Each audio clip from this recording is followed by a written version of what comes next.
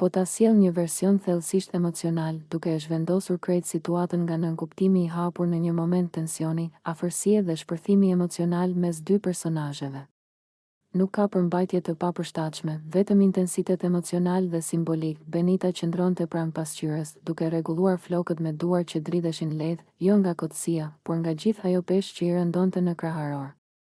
Ishte një çast i atyre që nuk duan shumë fjalë, vetëm një frym, një shikim, një thirrje e heshtur për dikë që të afrohet, sepse vetmia po e mbyt. Kur pa Tonin aty, në prag, me atë hezitim të përhershëm në sy, ajo mbylli një sy.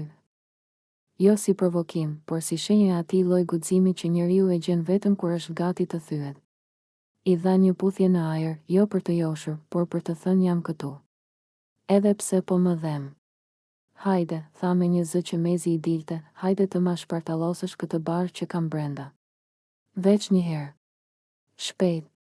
Edhe ik pastaj, nëse do, nuk kërkonte trup. Kërkonte çlirim.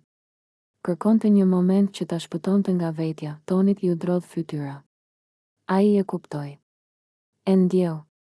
Ajo nuk ishte duke luajtur, as duke sfiduar. Ishte duke thirrur dikë që e njihte më shumë se ç'pranoi ndonjëherë publikisht. Dikë që e kishte dëgjuar qindra herë, por ende nuk e kishte dëgjuar siç duhet. Benita shikonte veten në pasqyrë, por në të vërtetë po kërkonte sytë e tij. Do të donte t'i thoshte, ndihmom. Më shpëton nga kjo stui që po e mbaj brenda.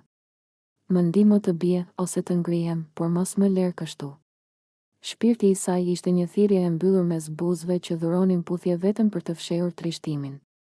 Dhe ai çast, aq i vogël e i heshtur, ishte një britme e madhe që vetëm Toni mund ta dëgjonte. Ai e dinte se po e thërriste jo për afërsi fizike, por për afërsi shpirtërore.